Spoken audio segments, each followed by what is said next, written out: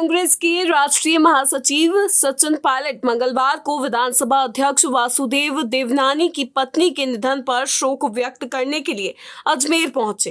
इस दौरान पायलट ने मीडिया से बातचीत में सरकार पर तीखा हमला बोला है। दिल्ली ब्लास्ट पर प्रतिक्रिया देते हुए सचिन पायलट ने कहा कि इतने संवेदनशील इलाके में इस तरह की घटना बेहद निंदनीय है। उन्होंने मांग की कि घटना की गहन जांच कर दोषियों के खिलाफ सख्त कार्रवाई की जाए। केंद्र और राज्य सरकार पर हमला बोलते हुए सचिन पायलट ने कहा कि सरकारें सिर्फ पोस्टर, विज्ञापन और भाषणों में व्यक्त है, जबकि धरातल पर सुरक्षा और प्रशासनिक व्यवस्था पूरी तरह कमजोर हो चुकी है। जनता ने बीते 2 सालों में सरकार से विश्वास खो दिया है, क्योंकि काम के बजाय केवल प्रचार पर ध्यान दिया जा रहा है। पायलट ने कहा कि राजधानी जैसे शहर में बार-बार ऐसे हादसे होना ये साबित करता है कि सुरक्षा तंत्र पूरी तरह असफल हो गया है। बिहार विधानसभा चुनाव पर सचिन पायलट ने कहा कि पहले चरण के मतदान में महागठबंधन को स्पष्ट बढ़त मिली है। बिहार की जनता बदलाव चाहती है और भाजपा जेडीयू का बार-बार बनना बिगड़ना जनता की नाराजगी को दर्शाता है। आगामी 14 नवंबर को आने वाले परिणामों में जनता का फैसला स्पष्ट होगा। पायलट ने विश्वास जताया कि कांग्रेस और उसके सहयोगी दल मिलकर बेहतर प्रदर्शन करेंगे। कांग्रेस ने बूथ स्तर तक जोरदार प्रचार किया है और सरकारी मशीनरी के दुरुपयोग के बावजूद जनता कांग्रेस के पक्ष में वोट देगी। उन्होंने कहा, जनता ने तय कर लिया है कि बिहार में महागठबंधन की सरकार बनेगी। आप सभी जानते हैं कि हमारे माननीय विधानसभा के अध्यक्ष जी प्रणामी जी की धर्मपत्नी का कुछ दिन पहले देहांत हुआ था, तो उनके परिजनों से मिलने और सांत्वना देने और अपना शोक प्रकट करने के लिए आज मैं यहाँ अजमेर आया हूँ। और मैं उम्मीद करता हूँ कि परमपिता परमेश्वर अपने चरणों को जगह देगा, उनकी आत्मा को। इस सिलसिले में आज मेरा अजमेर आया हूँ। कल दिल्ली में जिस तरह से ब्लास्ट हुआ, क्या कहना चाहेंगे? देखिए, बड़ा दुखद हादसा हुआ है और देश की राजधानी में इस प्रकार से जो विस्फोट हुआ, अभी तक मुझे जानकारी मिली कि लगभग 8-9 लोगों की जानें गई हैं, सैकड़ों लोग इसमें घायल हैं और बड़ा निंदनीय घटनाक्रम है और बड़ा एक संवेदनशील इलाके में इस प्रकार का ब्लास्ट हुआ है।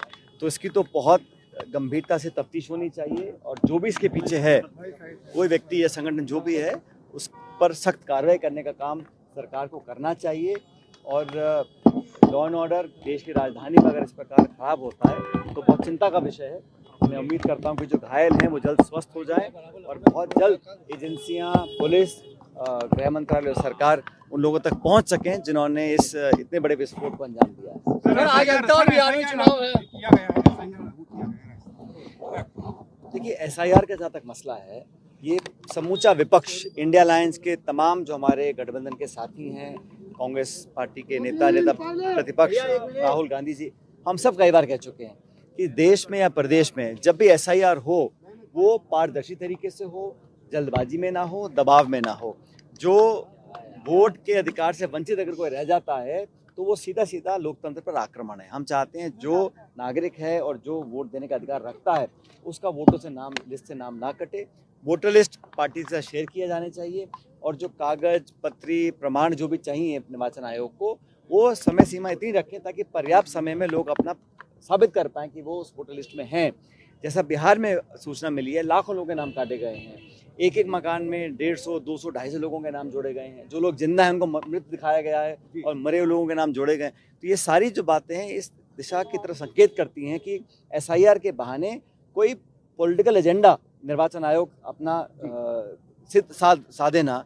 और इसलिए हम चाहते हैं कि राजस्थान में भी अगर हो रहा है, हम लोग बहुत जल्द कल इस पर चर्चा भी करेंगे, कैसे हम संगठन के माध्यम से वोटर लिस्ट की जांच कर सकें और बिना वजह लोगों के नाम काटने का जो काम कर रहे हैं। क्योंकि आप देखिए, बंगाल हो, तमिलनाडु हो, हर राज्य में एसआईआर की प्रणाली, प्रक्रिया और करने की मंशा पर लोग सवाल उठा रहे हैं। निर्वाचन आयोग इस देश का एक ऐसी संस्था है जहां पर लोगों की आस्था टिकी हुई है और अगर चुनावों में वोटर लिस्ट शेयर नहीं की जाएगी, सीसीटीवी कैमरा की जो फुटेज है पोलिंग दिन की, वो बेवजह 45 दिन में नष्ट करा जाएगा, तो ये सब बड़ा चिंता का विषय है। लेकिन कांग्रेस पार्टी के तमाम कार्यकर्ता मुस्तैदी से हर गली, गांव, मोहल्ले में जाकर वोटर्स को चेक करेंगे और जो 18 साल से ऊपर है उसकी वोट जुड़वाएंगे और अगर ये गलत वोट इसको करवाने का काम। सर 2002 की जो है वो मांगी जा रही है भाग संख्या, ऐसे में आम पब्लिक जो है परेशान हो। देखिए थोड़ा दिक्कत लोगों को हो रही है, लेकिन सुप्रीम कोर्ट ने इसमें कुछ दिशा निर्देश दिए हैं कि पोलिंग के दिन 12 या 11 और ऐसे प्रमाण हैं जो वोट देने का अधिकार लोगों को सकते हैं। सुप्रीम कोर्ट के इंटरवीन करने के बाद लोगों को थोड़ी राहत मिली है, लेकिन निर्वाचन आयोग की जो कार्रवाई अब तक आई है वो ना तो निष्पक्ष है और ना ही वो पारदर्शी है। राहुल गांधी जी ने प्रेस कॉन्फ्रेंस कर देश के सामने तमाम आंकड़े दिए। 25 लाख वोटों का हेर फेर हरियाणा में किया गया, ये प्रमाण के साथ राहुल जी ने देश को दिखाया। अभी तक निर्वाचन आयोग ने कोई कमेटी बनाई नहीं, कोई जांच करी नहीं, इसलिए वोटों की जो चोरी का बात हम लोग करते हैं वो एविडेंस के साथ राहुल जी ने जनता को दिखाए हैं। दुर्भाग्यवश निर्वाचन आयोग ने अभी तक कोई कार्रवाई नहीं करी उसके ऊपर। अंतर चुनाव हुए हैं आज तक।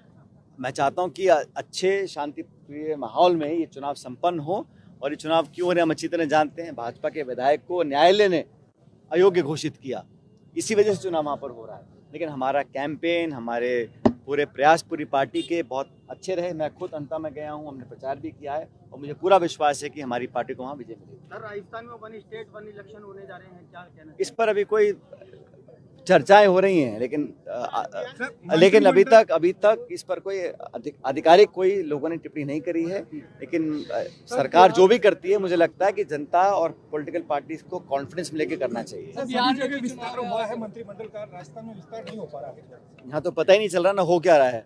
यहाँ कौन तो सरकार चला रहा है। अभी चीफ सेक्रेटरी को बदला गया है, पहली बार बहुत दिनों बाद देखा है हमने ऐसा हुआ है। तो यहाँ जो अंतर्द्वंद है अफसरशाही का, पॉलिटिकल लोगों का, पार्टी के अंदर जो खिंचाव है, इतने सारे सत्ता के केंद्र बने हुए हैं, 2 साल में जनता को पूरी तरह निराश इस सरकार ने किया है। ग्रामीण क्षेत्रों में सारे निर्माण और विकास के काम ठप पड़े हैं और ये सरकार सिर्फ अपना विज्ञापन और भाषण और भ्रम फैलाने में लगी हुई है। धरातल पर काम बिल्कुल नहीं हो रहे हैं। इसलिए यहाँ 2 साल में बहुत जल्दी सरकार ने अपना विश्वास खो दिया है। बिहार इलेक्शन लेकर क्या? बिहार में आज दूसरे चरण का मतदान हो रहा है। पहले चरण की जो रिपोर्ट हमारे पास आई है उसमें गठबंधन को अच्छी बढ़त मिली है और वहाँ पर बिहार के लोग बदलाव चाहते हैं। और आप समझ सकते हैं भाजपा और जेडीयू पहले साथ आए, फिर अलग हो गए, फिर साथ आए। अब आगे क्या होगा मुझे मालूम नहीं, लेकिन गठबंधन हमने लोकसभा चुनाव साथ लड़ा है और आरजेडी, कांग्रेस और माले और वीआईपी पार्टी हमसे मिलकर चुनाव लड़ रहे हैं। और आज के पोलिंग के बाद जब परिणाम आएंगे 14 को, मुझे पूरा विश्वास है कि जो बदलाव जनता चाहती है वो होगा और हमारी महागठबंधन की स्पष्ट बहुमत की सरकार बनेगी। ये बयान राजनीतिक हलकों में चर्चा का विषय बन गया है। खासकर दिल्ली ब्लास्ट और बिहार चुनाव के संदर्भ में दिया गया बयान। अब पायलट का ये दौरा न केवल शोक व्यक्त करने का अवसर था, बल्कि विपक्ष की आक्रामक रणनीति का भी हिस्सा माना जा रहा है।